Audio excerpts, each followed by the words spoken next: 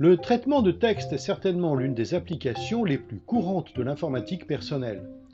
Les logiciels les plus habituels en la matière rassemblent en réalité des fonctions qui sont longtemps restées séparées. Éditer du texte, le corriger, le mettre en forme et enfin l'imprimer. En utilisant un traitement de texte, chacune et chacun de nous se fait auteur, éditeur, maquettiste, correcteur, typographe et enfin imprimeur. Pour mettre un texte en page, on se contente bien souvent de tâtonner au petit bonheur la chance jusqu'à trouver un résultat satisfaisant.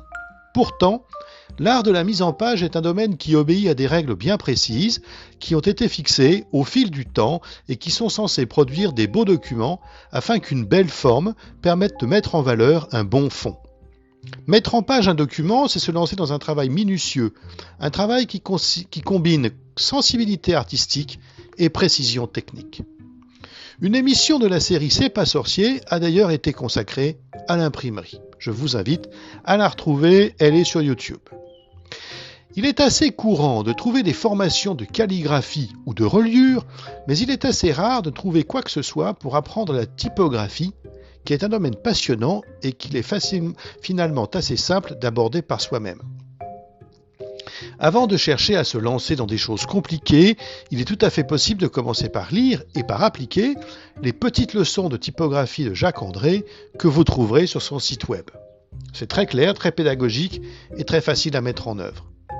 Et puis, si le domaine vous intéresse, il sera toujours temps de passer à LaTeX, un traitement de texte très particulier et qui, reconnaissons-le, est assez difficile d'accès.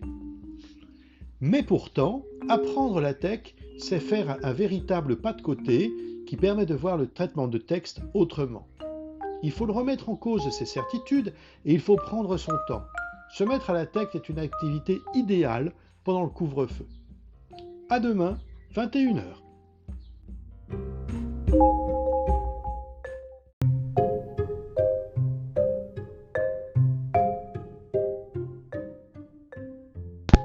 Le traitement de texte est certainement l'une des applications les plus courantes de l'informatique personnelle. Les logiciels les plus habituels en la matière rassemblent en réalité